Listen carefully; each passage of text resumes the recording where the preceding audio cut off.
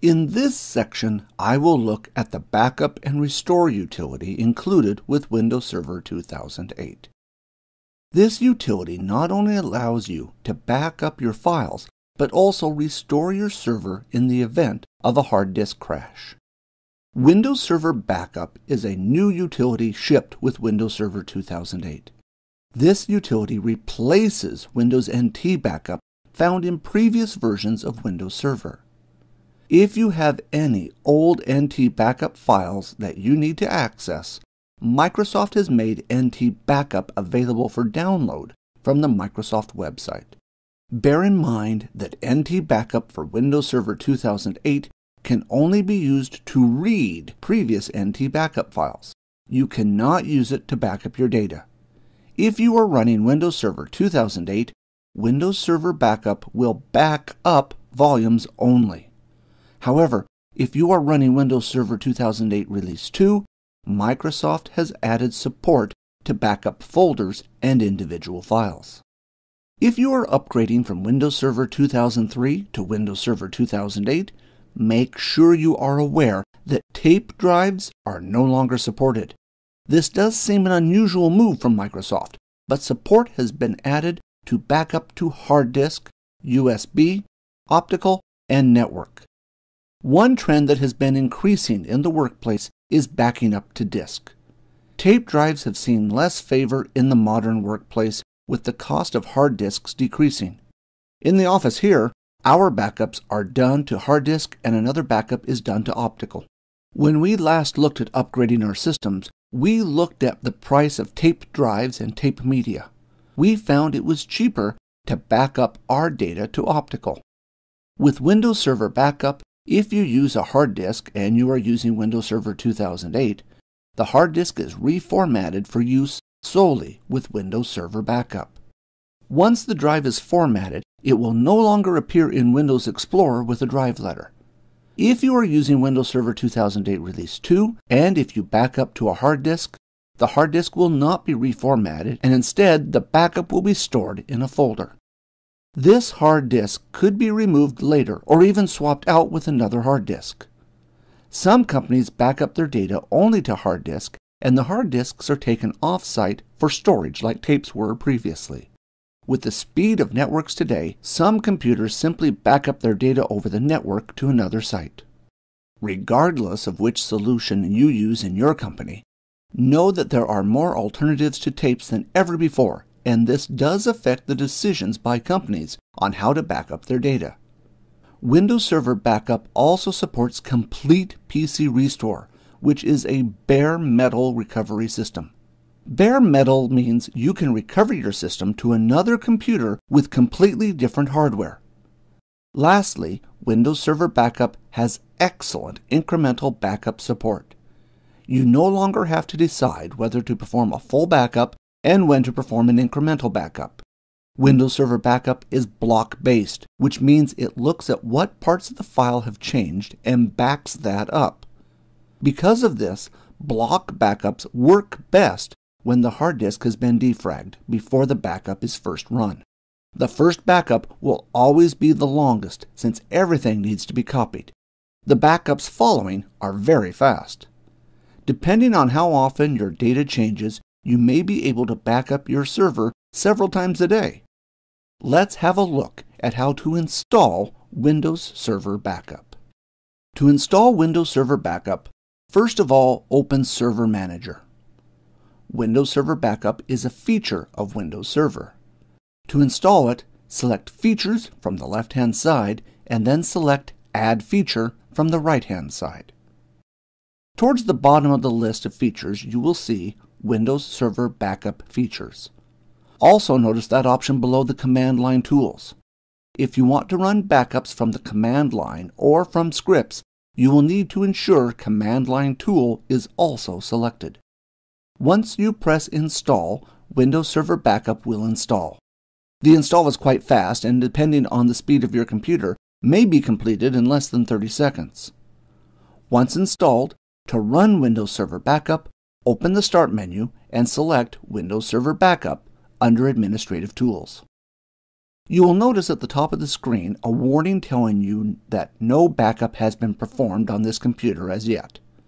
You can either use the Scheduled Backup function or press the Backup Once button. Since I would like a backup to be performed now, I will press the Backup Once button. You will notice that the Scheduled Backup option is grayed out. If I had set up a scheduled backup, I could use this option.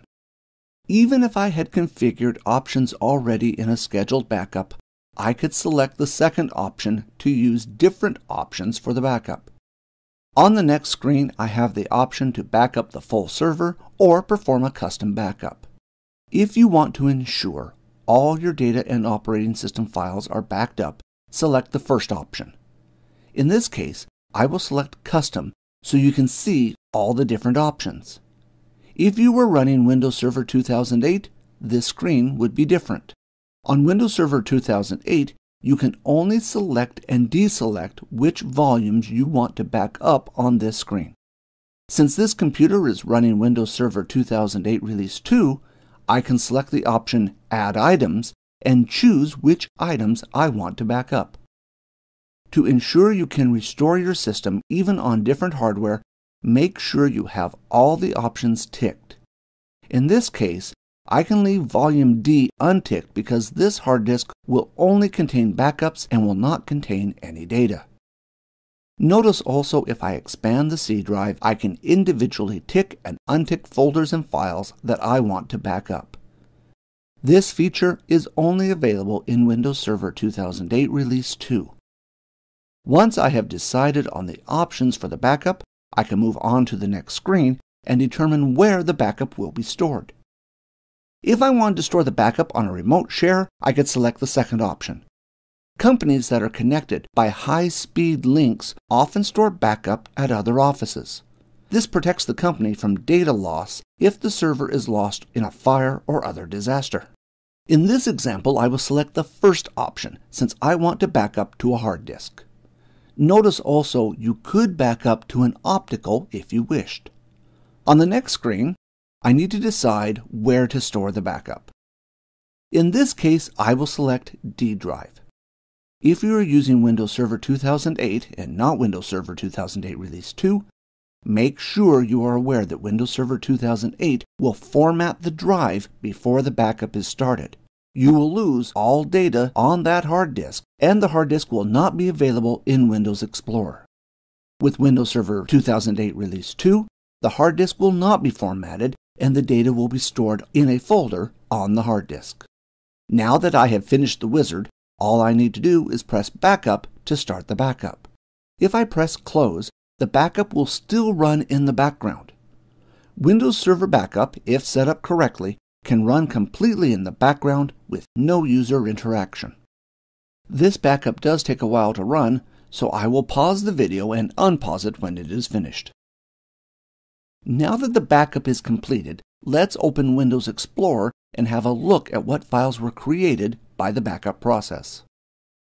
On the D drive, you can see a folder called Windows Image Backup, which contains a folder called App1, which is the name of our server. In the folder Catalog, Windows keeps an index of all the files and backups that have been created on this server. You need this catalog file to restore files, but if you were to lose the catalog file, you can recreate it from the backup files themselves. Moving back a directory, you can see a directory which contains the backup that I just performed. Right down at the bottom of the screen, you can see a virtual hard disk file which contains all the files for the backup. The file can be read by other software, not just Windows Server Backup, and can even be used in a virtual machine. If you are running Windows 7 or Windows Server 2008 Release 2, this file can be mounted in the operating system using disk management. If I now close Windows Explorer and go back into Windows Server Backup, let's have a look at how to create a backup schedule. To create a backup schedule, select Backup Schedule from the right-hand side. This will take you into the Backup Schedule wizard. Once you are past the welcome screen, we get the same options as before. I can do a full backup or a custom backup. Since I performed a custom backup the last time, this time I will accept the defaults and do a full server backup. On this screen, I can select when the backup will run, and if I wish, I can select multiple times during the day to run the backup. Remember, Windows Server Backup is block-based, so it is quite fast at performing backups, assuming there are not too many changes on the hard drive. For this reason, you may want to consider performing more backups than you would normally using more traditional backup software. On this screen, you can select where to store the backup. The first option will use a dedicated hard disk for the backup and will reformat it just for the use of backups.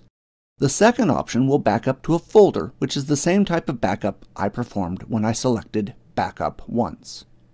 The last option will back up to a network folder. Backing up to a network folder will be slower than using a local hard disk. However, for disaster recovery reasons, it is a good idea to keep a copy of your data at a remote location. Keep in mind that when backing up to a network folder, each backup that you perform will replace the last one. This means that you can only restore files from the day and time the last backup was run. You can't, for example, run the backup every day and pick and choose which day you want to restore from.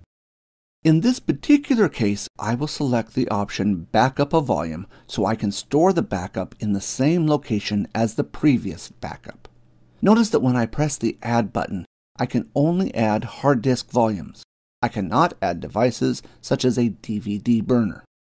Windows Server Backup does not support scheduled backups to optical media. Notice that when I go to add my existing hard disk, I receive an error message saying that this hard disk is part of the backup. When I selected Full Server Backup, all hard disks on the server were selected, including the hard disk that I was using to store my backups. That's pretty much it.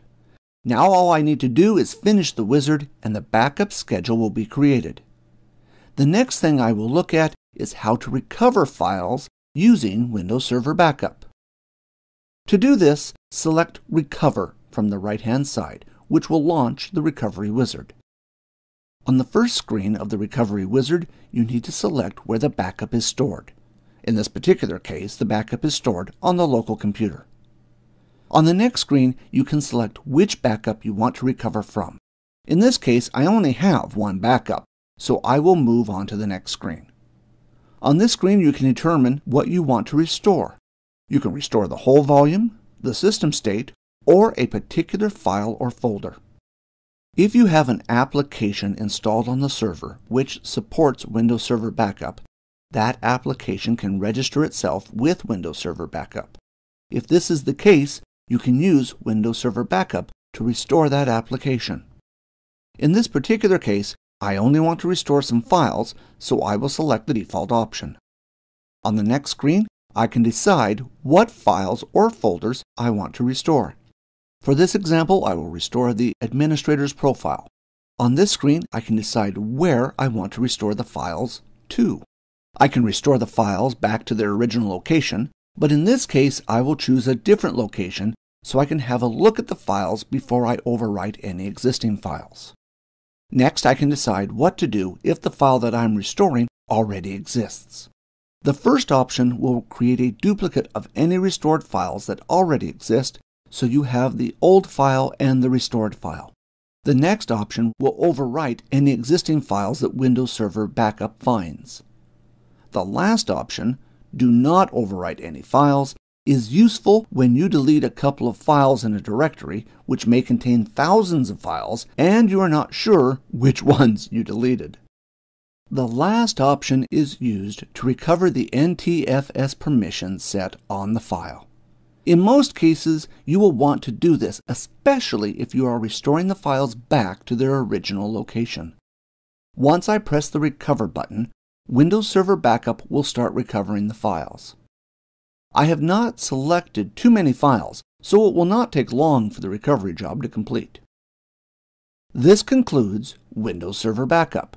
Remember that when you back up servers in your organization, you should first create a backup plan and schedule. This should include when you run your backups and also when you rotate your backup media. Your backup rotation should include sending your backup files off-site or at least placing your backup media in a fireproof safe. Once you have your backup plan running, make sure that you test your backups. You don't want to find out that you have a problem with your backup media on the same day that you have a catastrophic data loss. Also make sure that important data is stored on the server and not on the local user's hard disks. You can make it easier for your users by redirecting locations like their Documents folder to a folder on your file server. In short, having a good backup strategy will not only give you good peace of mind, but also good job security.